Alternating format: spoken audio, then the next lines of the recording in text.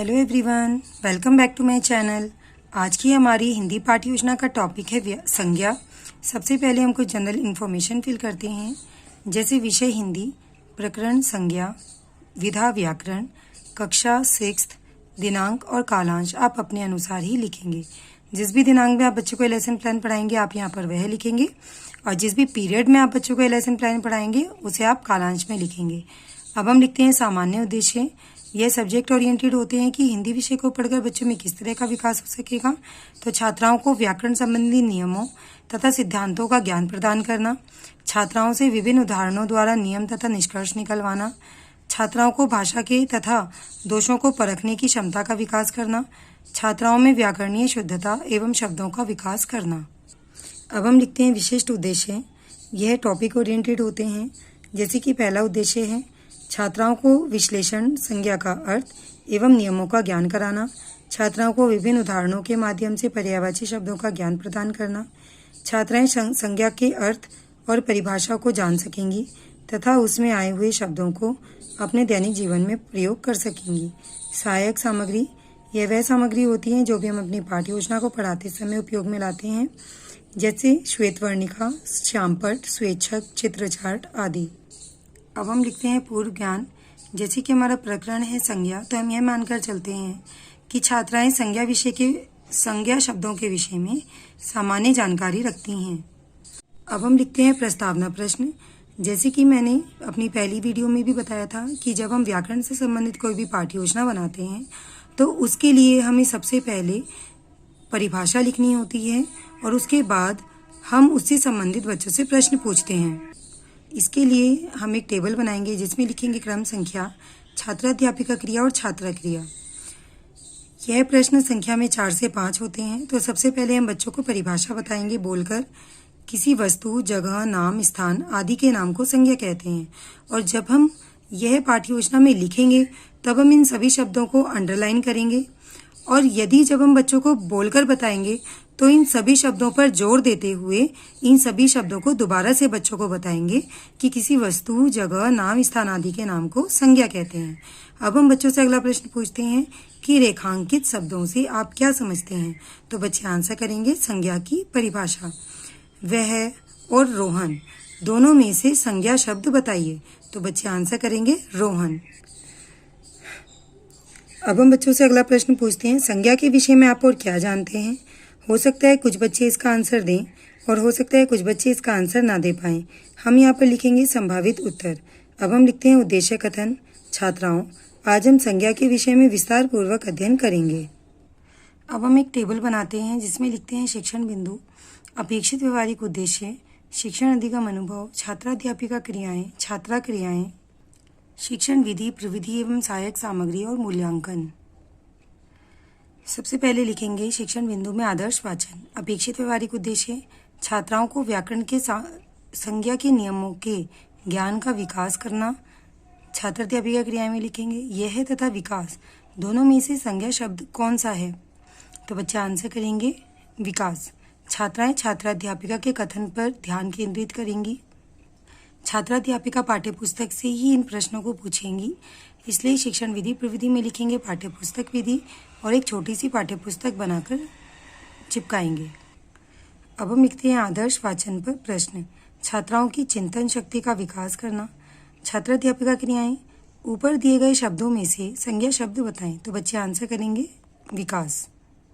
यह संकेत विधि होगी क्योंकि छात्राध्यापिका बच्चों से यह प्रश्न संकेत विधि मीन्स ब्लैक बोर्ड पर या चार्ट पर पॉइंट करके ही पूछेंगी। अब हम लिखते हैं अर्ध नियमीकरण। अपेक्षित व्यवहारिक उद्देश्य में लिखेंगे छात्राओं की बौद्धिक एवं चिंतन शक्ति का विकास करना। संज्ञा, किसी स्थान, वस्तु आदि के नाम को संज्ञा कहते हैं।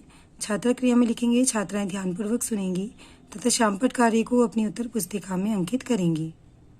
अब हम बच्चों को अपने प्रकरण से संबंधित चार्ट पेपर दिखाएंगे जिसमें लिखेंगे संज्ञा की परिभाषा और कुछ उसके उदाहरण। हमने यहाँ और उसी का एक छोटा रूप हम अपनी पाठ्य योजना में भी चिपकाएंगे। हमने यहाँ पर बच्चों को चार्ट पेपर दिखाया है, इसलिए शिक्षण विधि प्रविधि में लिखेंगे प्रदर्शन प्रविधि। अब हम शिक्षण बिंदु में लिखते हैं आदर्श वाचन।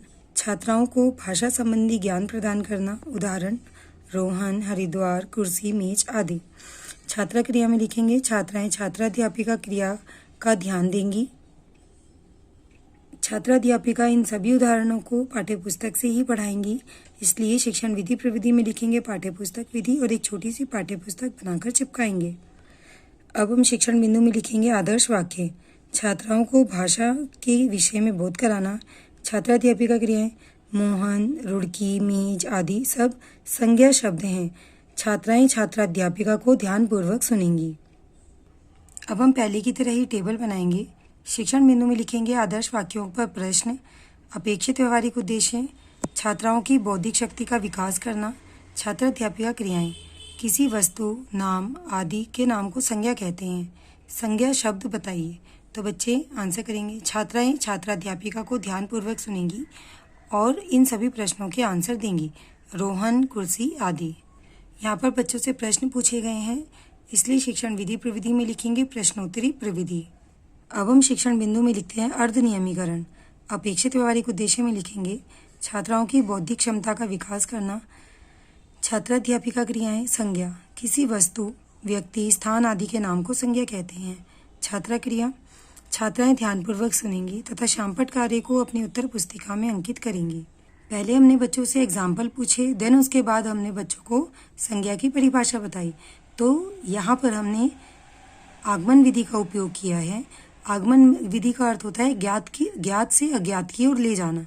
तो जैसे कि पहले बच्चों को वह शब्द पता थे और उसके बाद हमने उन सभी शब्दों को इकट्ठा करके बताया कि यह जो सभी शब्द हैं ये संज्ञा शब्द कहलाते हैं। तो यह विधि हुई आगमन विधि, मीन्स ज्ञात से अज्ञात की ओर ले जाना।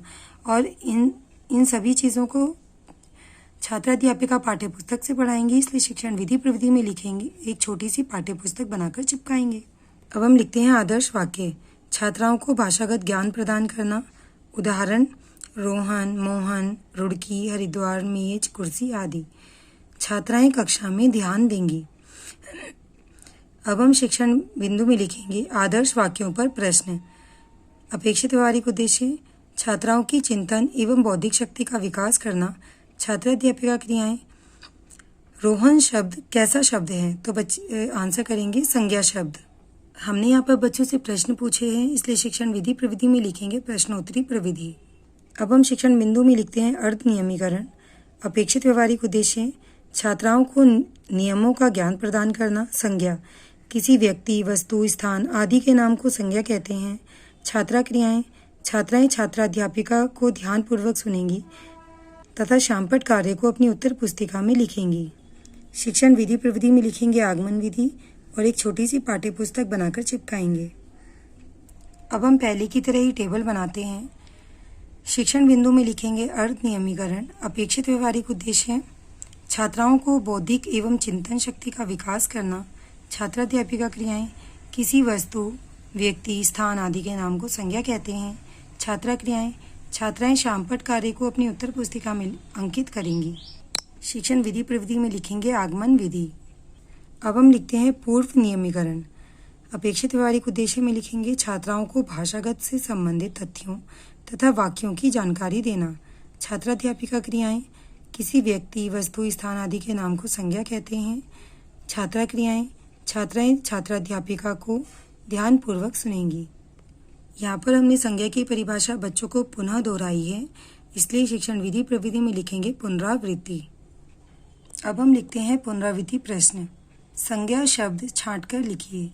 यह, राजा, रोहन, रुड़की, हरिद्वार, कुर्सी, मेज, हम, वह, आम। बच्चे इन सभी शब्दों में से संज्ञा शब्दों को छांटकर लिखेंगे। अब हम लिखते हैं शामपट कार्य। इसके लिए हमें शामपट की तरह ही एक छोटा सा ब्लैक चार्ट अपनी पाठ्य योजना में चिपकाना होता है और उसमें एंट्रीज फिल करते हैं, जैसे विषय हिंदी, प्रकरण संज्ञा, विधा व्याकरण, कक्षा 6, दिनांक और कालांश आप अपने अनुसार ही लिखेंगे। संज्ञा किसी वस्तु, स्थान, नाम आदि के नाम को संज्ञा कहते हैं। उदाहरण राम, रोहन, कुर्सी, मेज, हरिद्वार, रुड़की आदि। अब हम लिखते हैं गृह कार्य। संज्ञा की परिभाषा उदाहरण सहित लिखिए। संदर्भ पुस्तिका उत्तराखंड बोर्ड द्वारा अनुमोदित कक्षा 6 की हिंदी व्याकरण की पाठ्यपुस्तक। यदि आपको ये वीडियो अच्छी लगी हो और आपके लिए हेल्पफुल हो तो प्लीज़ वीडियो को लाइक करें, शेयर करें और मेरे चैनल को सब्सक्राइब करें। और यदि आपको हिंदी विषय से संबंधित किसी अन्य टॉपिक की लेसन प्लान की वीडियो चाहिए तो आप मुझे कमेंट सेक्शन में ज़रूर बताएं। Thank you.